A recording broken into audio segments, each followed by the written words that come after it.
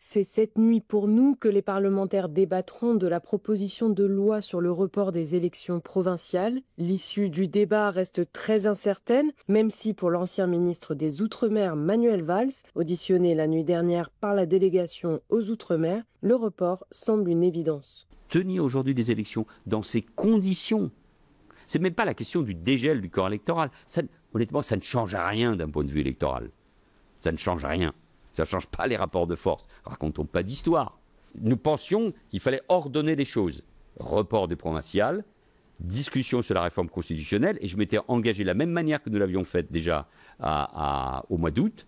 Eh bien, on va continuer avec toutes les organisations, et y compris le FLNKS, évidemment, de voir, et les parlementaires qui sont constituants, à voir comment on peut faire évoluer les choses et retrouver les bases d'un accord. Un accord qui n'est encore qu'un projet, selon le député Emmanuel Djibaou. Il défendait lundi en commission des lois à l'Assemblée nationale le maintien du scrutin d'ici fin novembre.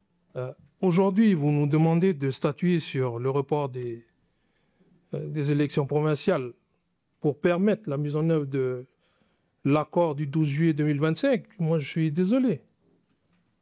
Nous, on n'a pas signé un accord. On a signé un projet d'accord. L'accord définitif devant être ratifié à Nouméa le mois suivant. C'est qui dit la vérité? C'est qui dit qui manque à sa parole? Une renégociation de l'accord de Bougival a décorrélé des élections provinciales, selon le député Nicolas Metzdorf, qui s'est exprimé dans cette même commission. La loi qu'on examine, c'est le report des élections provinciales. Ce n'est pas la renégociation de l'accord de Bougival.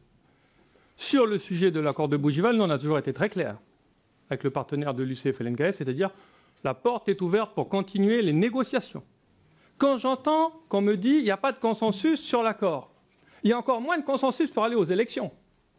Puisque 80% des groupes politiques du Congrès de la Nouvelle-Calédonie sont contre le fait d'aller aux élections maintenant. Si le Congrès de la Nouvelle-Calédonie et le Sénat en France ont voté en faveur du report des élections, le débat à l'Assemblée cette nuit s'annonce difficile, faute de majorité.